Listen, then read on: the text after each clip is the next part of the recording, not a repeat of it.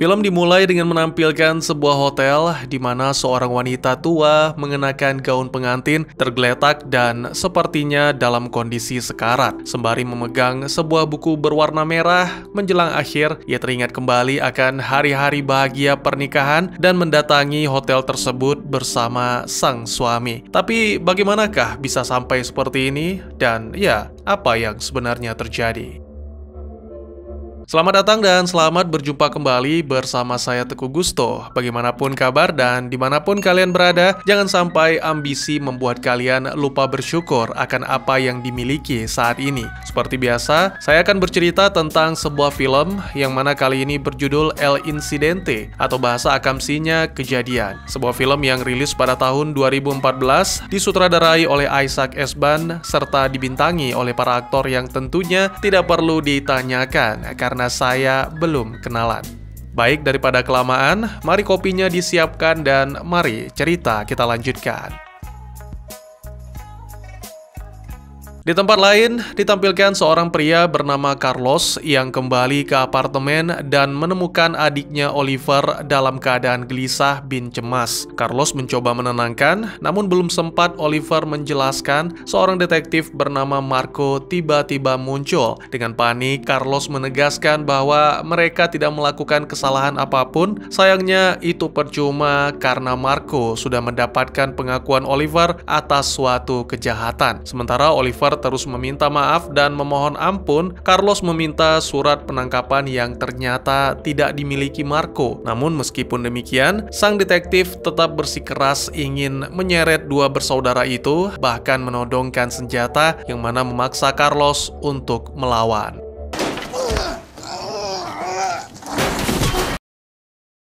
Setelah tembakan, sementara Marco bertanya-tanya tentang tangannya yang bergerak sendiri, Oliver berlari mendekati sang kakak dan mulai berteriak meminta tolong. Anehnya, tidak ada siapapun yang datang. Di saat yang sama, terdengar gemuruh seperti ledakan.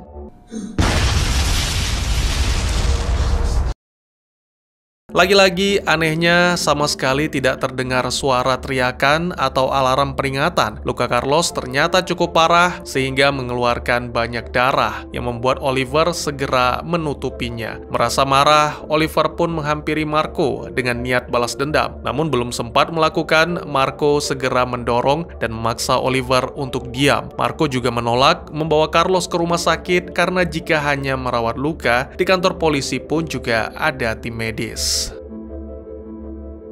Kemudian Oliver membantu Carlos berjalan dan ketiganya pun mulai turun menuju ke lantai dasar. Marco menemukan rambut dan pakaian yang tidak diketahui dari mana asalnya. Setibanya di pintu keluar, mereka mendapatinya terkunci sehingga melanjutkan menuruni tangga. Namun sejauh apapun mereka menuruni, hasilnya sama saja. Mereka akan terus kembali ke atas seolah-olah terjadi pengulangan. Ketiganya pun memutuskan untuk melihat ke atas dan ke bawah, namun tak menemukan ujung. Marco memberitahu dua bersaudara untuk jangan kemana-mana, sementara dirinya mulai berlari menuruni tangga, sembari mengingat nomor-nomor pada lantai dan mencoba membuka semua pintu, tapi ya, terkunci. Lagi-lagi, sungguh aneh bin ajaib, dia kembali bertemu dengan Carlos dan Oliver. Kondisi yang semakin memburuk membuat Carlos bertanya-tanya apakah ini halusinasi, sementara Marco yang frustasi kembali naik turun tangga, sembari memeriksa pintu sekali lagi, dan hasilnya masih sama seperti sebelumnya, membuat Marco sangat terkejut. Penasaran, Marco pun mencoba melepaskan kuncinya melalui celah tangga hanya untuk melihat kunci tersebut jatuh kembali dari atas. Marco segera mengancam dua bersaudara, bertanya apakah mereka memberikan sesuatu yang terlarang kepadanya. Namun dua bersaudara itu bingung dengan apa yang dibicarakan oleh Marco karena kini mereka juga terjebak di sana, di mana sepertinya tangga menjadi semacam loop atau lingkaran yang tak berujung. Oliver kemudian memeriksa ponselnya dan sama sekali tidak menemukan sinyal. Dia kembali berteriak meminta bantuan, namun tidak ada jawaban. Mendengar Carlos yang kesakitan, Oliver pun berinisiatif mengeluarkan peluru dari kaki sang kakak. Namun Carlos menolak karena Oliver adalah orang yang kurang cermat, yang bahkan tidak bisa melakukan pekerjaan sehari-hari dengan benar. Sementara itu, Marco yang masih frustasi kali ini merusak mesin penjual otomatis demi mendapatkan sebotol air yang mana segera dirampas oleh Oliver untuk membersihkan luka sang kakak. 4 jam kemudian, mereka bertiga masih terjebak di sana. Marco membuka dompetnya untuk melihat foto keluarga dan menemukan kartu kecil yang tidak dikenal, lalu memutuskan untuk membuangnya. Kemudian, sang detektif mengungkapkan bahwa dirinya memiliki beberapa obat yang biasa digunakan untuk diri sendiri. Obat itu kemudian diberikan kepada Carlos demi membantu menghilangkan rasa sakit selama beberapa jam. Setelah Carlos tidur, Marco dan Oliver mengkonsumsi makanan dari mesin dan duduk bersama untuk mengobrol. Marco menunjukkan foto keluarganya, menjelaskan bahwa seharusnya dia merayakan ulang tahun pernikahan ke-15 dengan sang istri malam ini. Menanggapi cerita tersebut, Oliver mengancam akan menghabisi keluarga Marco jika sesuatu yang buruk terjadi pada Carlos. Kemudian ia memeriksa tas untuk menemukan sesuatu yang berguna, tapi hanya sedikit yang bisa dimanfaatkan. Keesokannya, Carlos terbangun, tapi seperti dalam kondisi sekarat. Dia memberitahu Oliver untuk menikmati dan menghargai hidup, serta menjauhi segala hal-hal yang merugikan, seperti apa yang ia lakukan. Akhirnya, tak lama berselang, Carlos pun meninggal di pelukan. Oliver yang benar-benar hancur, segera menghampiri dan menyerang Marco. Marco sendiri juga tenggelam dalam rasa bersalah, mengakui bahwa penembakan yang dilakukan adalah hal yang tak disengaja.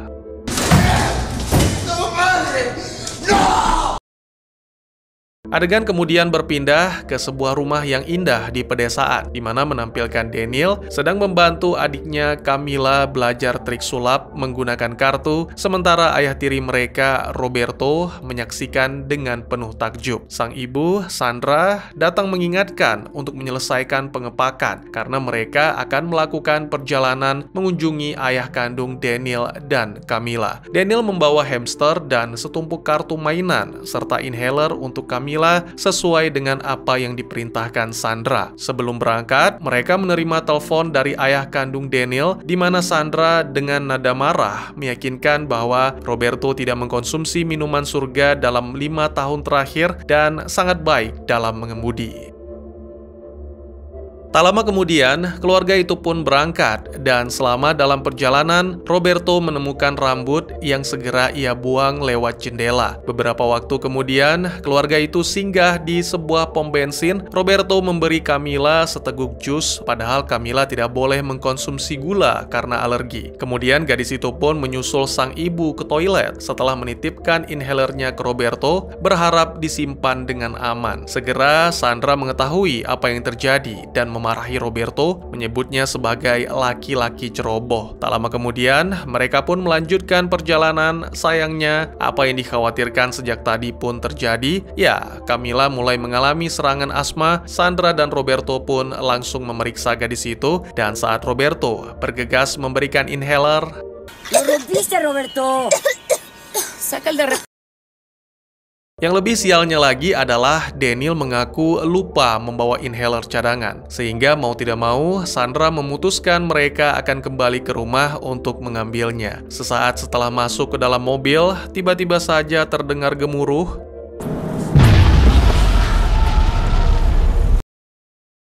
Mereka pun segera kembali ke pom bensin, namun sangat mengejutkan, ternyata di tempat itu mereka tidak menemukan siapapun, termasuk kasir. Jadi mau tidak mau, Sandra mengambil inhaler tanpa membayar. Saat perjalanan dilanjutkan, Daniel melihat tanda atau papan informasi atau papan iklan lagi. Sementara Sandra memarahi Roberto dengan mengatakan bahwa penilaian mantan suaminya terhadap Roberto benar, pria pemabuk dan ceroboh. Tentu saja hal ini menimbulkan pertengkaran. Daniel menenangkan keduanya karena itu tidak perlu, tapi tak ada seorang pun yang peduli, sehingga bocah itu hanya bisa membantu adiknya agar tetap tenang. Beberapa waktu kemudian, mereka menemukan pom bensin lain, meskipun Roberto berpikir bahwa itu pom bensin yang sama. Sama seperti sebelumnya, di pom bensin tersebut juga tidak ada siapa-siapa dan mereka pun memutuskan untuk melanjutkan perjalanan. Beberapa menit kemudian, mereka melihat tanda yang sama lagi, sehingga Roberto memberhentikan mobil dan bersumpah bahwa mereka melewati jalan yang sama seperti telah terjadi pengulangan. Merasa putus asa, Daniel yang tidak percaya turun dari mobil dan berjalan sendiri. Roberto segera menangkap dan membawa bocah itu kembali ke dalam mobil. ¡Ah! ¡Suéltame, idiota! ¡Suéltame! ¡Yo te vi! Sandra bersikeras melanjutkan perjalanan untuk menemukan rumah sakit demi menyembuhkan Camilla yang kondisinya semakin memburuk. Namun apa yang mereka temukan hanyalah tanda yang sama dan pom bensin yang ternyata juga sama. Ditambah lagi, keanehan yang begitu membingungkan adalah jam tangan Roberto yang menunjukkan waktu sudah larut malam, tapi matahari masih terang benderang. Camilla yang sudah tidak kuat akhirnya tak sadarkan diri, membuat Sandra menangis dan berteriak sepanjang perjalanan. Camila, se desmayó. No aguanta. Ya quiero llegar, por favor. Setelah melihat tanda yang sama untuk kesekian kalinya, Roberto berinisiatif menghentikan mobil dan meminta yang lain untuk menunggu. Sementara dirinya berjalan melalui lahan kering, berharap dapat menemukan jalan keluar. Hal ini membuat Sandra semakin marah dan memutuskan untuk melanjutkan perjalanan sembari mengabaikan peringatan Daniel. Wanita itu berpikir sedang bermimpi sehingga memukul diri agar bangun. Saat mobil berhenti, Daniel pun memutuskan keluar dengan membawa Camilla, sementara sang ibu pergi tanpa menyadari anak-anaknya tidak lagi di mobil. Sembari menggendong adiknya, Daniel berjalan kembali ke papan tanda dan melihat Sandra kembali lagi. Di kali berikutnya, Sandra menemukan pom bensin. Dia masuk ke dalam dan berdiam di sana sambil menangis karena kehilangan harapan. Kembali ke Daniel, dia berbaring di dekat Camilla dan alangkah menyedihkannya, pemuda itu harus melihat sang adik pergi untuk selamanya. Sementara itu, Roberto kembali dari arah yang berbeda, mengkonfirmasi bahwa setiap zona adalah perputaran yang sama. Waktu demi waktu telah berlalu. Setelah 35 tahun, dua pria, Marco dan Oliver, masih terjebak di tangga. Marco adalah pria tua yang kini sudah tidak mampu berjalan, jadi harus merangkak untuk melalui anak tangga. Sementara Oliver kini adalah pria paruh baya yang sehat. Dia membaca buku yang ditemukan dari dalam tas, mendengarkan musik, dan menjaga kebugaran dengan berolahraga setiap hari. Untuk makan, mereka mengkonsumsi makanan dari mesin penjual otomatis karena mesin itu seperti diriset setiap hari sehingga makanan dan minuman selalu tersedia. Oliver selalu menantikan pengulangan demi mengambil barang-barangnya. Dengan cara ini, dia mengoleksi barang-barang dan membangun sesuatu yang berguna, termasuk shower dari botol air.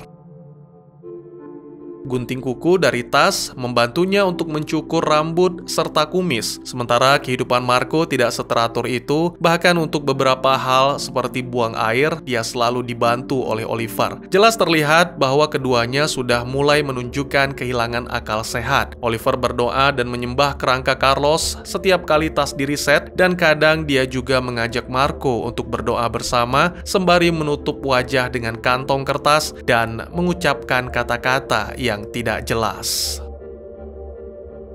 Selain itu, ada banyak tulisan di dinding untuk menghitung hari, serta berfungsi juga sebagai buku harian untuk menuangkan pemikiran gila mereka berdua. Marco terobsesi dengan mengingat hal-hal dan selalu menghitung usia diri, usia Oliver, dan bahkan usia putrinya yang pasti kini sudah dewasa. Sebelum tidur, Marco selalu mengulangi namanya sendiri agar tidak melupakan. Adegan kemudian berpindah, menampilkan wanita tua di eskalator yang akhirnya meninggal dunia, dan ada seseorang sepertinya bocah yang lewat mengambil hamster dari tangan si pengantin wanita.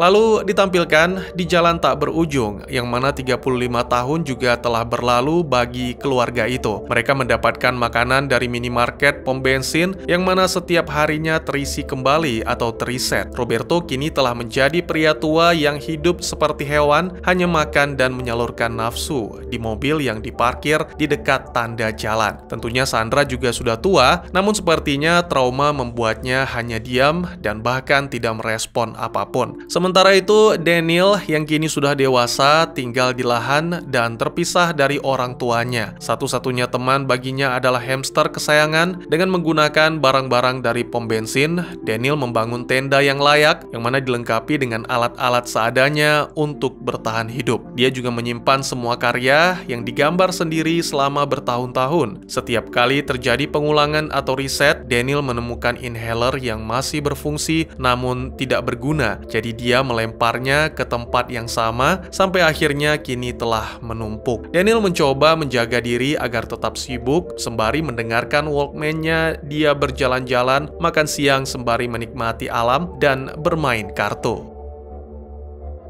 Pada suatu momen, Roberto menemukan boneka Camila di jalan dan membuangnya ke dekat tenda Daniel. Setelah menemukan boneka itu, Daniel pun pergi menemui Roberto yang menyebut tentang Sandra. Dan pada momen ini, kita mengetahui bahwa selama ini Daniel berusaha melupakan Sandra dengan menganggap sang ibu tidak ada. Namun itu bukanlah hal yang mengejutkan bagi Roberto, karena kini Sandra juga tidak bisa mengingat siapapun. Roberto meyakini bahwa dirinya memiliki sesuatu yang penting untuk diberitahukan kepada Daniel, tetapi tidak pernah bisa mengingat hal itu, dan ya, begitulah orang tua.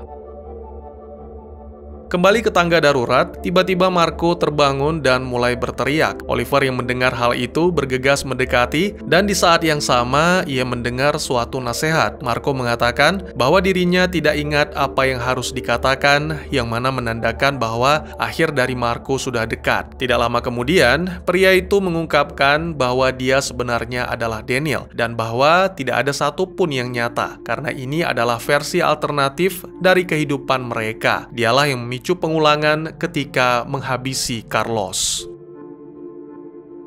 Adegan kemudian berpindah ke jalan. Sandra akhirnya meninggal dunia dan kemudian Roberto menguburnya di sebelah Camila. Sementara Daniel hanya menyaksikan proses tersebut sembari mengingat kembali kenangan indah bersama sang adik. Roberto mengatakan bahwa Sandra berhenti berbicara sekitar 20 tahun yang lalu, tepat saat Daniel pergi dan hidup sendiri. Selain itu, Roberto mengungkapkan bahwa meninggalnya Sandra adalah suatu hal yang baik karena bisa terbebas dari neraka ini. Selanjutnya, adegan secara bergantian menampilkan baik Roberto maupun Marco mulai menjelaskan tentang sakit kepala yang luar biasa yang menyebabkan mereka merasa kesakitan sebelum mengungkapkan bahwa mereka melihat semuanya dengan jelas, yang berarti mereka akan segera pergi untuk selamanya. Keduanya mengkonfirmasi bahwa tidak ada yang nyata dan ini hanyalah versi alternatif dari kehidupan mereka. Roberto dan Marco menyebabkan insiden yang memicu pengulangan. Jadi mereka menasehati Daniel dan Oliver untuk tidak melakukan hal yang sama atau mereka hanya akan mengalami pengulangan baru. Dua pria tua itu masing-masing menegaskan kepada Oliver dan Daniel untuk menulis nama mereka agar tidak lupa. Faktanya, dua pria yang lebih muda mendapatkan nasihat yang sama tapi lupa melakukannya. Roberto memberitahu bahwa ketika Daniel akhirnya melihat mobil polisi, dia akan melupakan namanya. Sementara Marco memberitahu hal yang sama, Oliver akan melupakan nama ketika menemukan lift yang terbuka pada gedung itu. Roberto kemudian mengungkapkan nama aslinya adalah Ruben. Ketika berusia 10 tahun, dia terjebak di rakit bambu dengan seorang teman sekelas bernama Juan dan seorang guru. Sayangnya, guru tersebut tergelincir dan tak sengaja melukai Juan sehingga menyebabkan insiden. Juan mengalami pendarahan selama 3 hari 3 malam sampai akhirnya tewas. Lalu yang tersisa, Ruben dan gurunya memutuskan untuk melanjutkan hidup dalam perputaran selama puluhan tahun tanpa bisa menemukan daratan. Ketika Ketika Pak Guru telah mendekati akhir, Ruben juga mendapatkan momen penjelasan yang sama yang sekarang diceritakan kembali. Diketahui bahwa Pak Guru juga pernah terjebak dalam pengulangan di kereta api tak berujung. Setelah itu, Ruben pun menemukan jalan dan kembali ke daratan, di mana dia bertemu dengan Sandra dan anak-anak, tetapi tidak begitu mengingatnya sampai dengan hari ini. Marco menceritakan kisah serupa, menjelaskan bahwa dirinya yang dulu adalah Daniel dan bahwa Roberto menasehatinya untuk tidak memasuki mobil polisi. Tetapi Daniel tetap melakukan dan memulai hidup yang baru sebagai Marco tanpa ingatan. Kedua pria tua tersebut bersumpah bahwa ini tidak nyata, mereka hanya terjebak di neraka emosional sementara. Diri mereka yang sebenarnya menjalani kehidupan yang baik dengan bergerak secara fisik dan emosional, mereka mengirimkan energi kepada diri mereka yang sebenarnya untuk membuat kebahagiaan. Mereka adalah semacam mesin yang menggerakkan dunia nyata. Inilah mengapa kematian diperlukan untuk memicu insiden dan mengapa orang yang lebih muda bertahan selama 35 tahun dengan cara yang lebih sehat. Mereka secara bawah sadar bekerja untuk diri mereka yang sebenarnya dan masih jauh dari kematian. Sedang orang tua tidak bisa melakukan hal yang sama karena mereka selalu terjebak di masa lalu dan tidak menikmati hidup. Sebelum pergi untuk selamanya, masing-masing Roberto memberikan Daniel, sedangkan Marco memberikan Oliver sebuah buku harian merah yang penuh gambar dan catatan kehidupan. Oliver memutuskan untuk kembali ke rutinitasnya, sementara Daniel menguburkan Roberto bersama anggota keluarga lainnya. Kemudian, Daniel pergi berjalan sampai akhirnya menemukan mobil polisi yang sebelumnya tidak pernah ada di sana. Setelah memastikan bahwa mobil tersebut aman, Daniel pun kembali ke tenda untuk mengambil hamster dan beberapa barang lain lalu membakar sisanya. Namun ketika kembali ke mobil polisi dan menyentuhnya, Daniel pun melupakan segalanya termasuk hamster, lalu pergi dengan mengenakan baju baru dan lencana polisi yang ia temukan di sana. Selain itu, Daniel juga memotong rambutnya dan memulai kehidupan baru sebagai detektif Marco, memicu pengulangan baru dengan menghabisi Carlos. Sementara Oliver berusaha sekuat tenaga mengabaikan lift yang tiba-tiba muncul. Secara perlahan dia mulai kehilangan kendali, bahkan berniat untuk mengakhiri segalanya, tetapi pada akhirnya dia tidak mampu melakukan. Saat doa bahkan tak dapat membantu, Oliver pun akhirnya pasrah, memutuskan untuk masuk ke dalam lift dan menemukan seragam petugas, lalu memulai kehidupan baru sebagai Carl, seorang pelayan hotel. Tak lama kemudian, setelah bergerak cukup lama, lift pun berhenti di sebuah lantai di mana pasangan suami istri masuk meminta diantarkan ke lantai 3. Meskipun pasangan itu nyaris baku hantam dalam tanda kutip, tapi Carl tetap kuat iman. Sampai akhirnya mereka tiba pada lantai yang dituju, Carl melepaskan seekor lebah yang menyengat mempelai pria dan menyebabkan reaksi alergi. Lalu terdengar gemuruh seperti ledakan, menandakan dimulainya kembali pengulangan.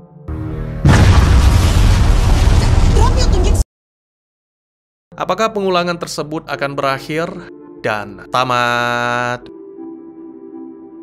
Harap tenang, harap bersabar. Ini ujian, ini perjuangan. Saya paham bahwa kita semua dibuat bingung dan pusing. Meskipun tidak melihat langsung, tapi saya yakin saat ini teman-teman sedang mengerutkan dahi. Saran saya, diseruput lagi itu kopi. Atau kalau memang sudah habis, sebaiknya bikin lagi. Oke, kalau sudah, mari kita mulai dengan semangat. Jadi sejauh ini, hal yang saya tangkap adalah dalam sejarah El Incidente yang diceritakan semua dimulai dari perjalanan sebuah kereta selama 35 tahun, kemudian beralih menjadi perjalanan rakit selama 35 tahun, lalu dari situ barulah berubah menjadi penantian selama 35 tahun di jalan tak berujung, berlanjut ke terjebak selama 35 tahun di tangga darurat yang juga tak berujung, dan terakhir terjebak di hotel, juga 35 tahun. Untuk membantu membuat kalian lebih memahami, saya coba gambarkan dan kurang lebih jadinya seperti ini.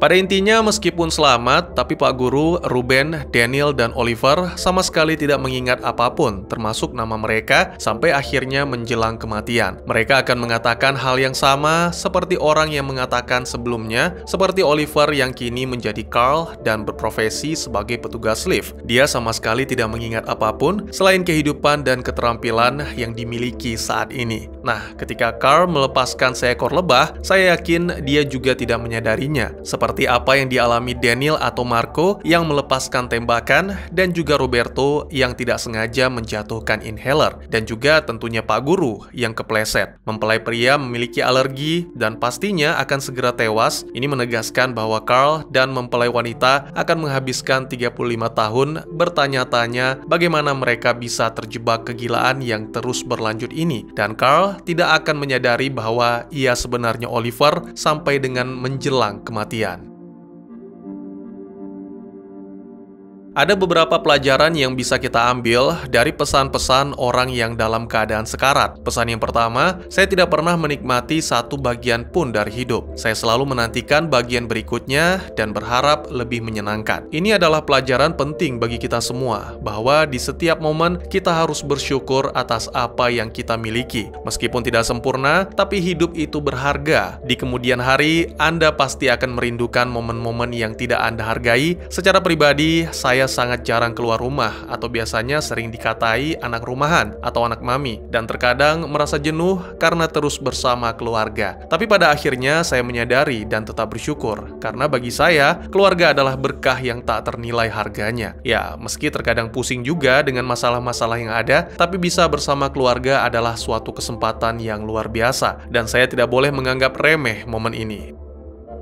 Yang kedua adalah kita harus terus bergerak dan berkembang, tidak hanya secara fisik tapi juga secara emosional. Seiring bertambahnya usia, kemampuan kita untuk menyesuaikan diri dengan perubahan emosional juga berkurang. Oleh karena itu, kita harus lebih berusaha untuk tumbuh secara emosional. Anak-anak selalu belajar dan beradaptasi dengan cepat, dan kita bisa belajar dari mereka. Saat semakin tua, kita sering menghadapi lebih banyak tantangan yang bisa membuat kita merasakan pahit dan frustasi. Solusinya yaitu tetap terbuka untuk belajar dan berkembang meskipun ada banyak hambatan. Pertanyaan pentingnya adalah apakah kita masih terus belajar dan tumbuh secara emosional meskipun kemampuan fisik kita menurun? Pelajaran ini mengingatkan kita untuk fokus tidak hanya pada fisik tapi juga pertumbuhan emosional dan mental sehingga bisa menghadapi kehidupan dengan cara yang lebih baik.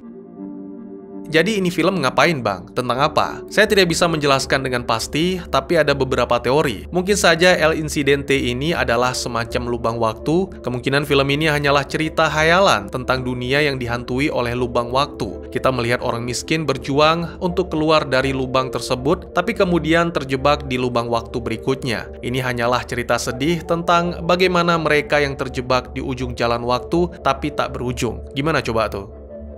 Yang kedua adalah metafora. Film ini bisa dianggap sebagai cerita yang mengandung pelajaran moral seperti dongeng. Dalam dongeng tersebut, ada kisah tentang seekor musang yang mencoba mendapatkan anggur, tapi terlalu tinggi untuk dijangkau. Ini dimaksudkan untuk mengajarkan kepada kita bahwa kita tidak seharusnya menganggap sesuatu yang sulit dicapai itu sebagai sesuatu yang buruk atau tidak layak. Dan juga kita harus bersyukur atas apa yang kita miliki, tidak larut dalam kesedihan, mengingat nilai-nilai penting dan menghargai setiap momen.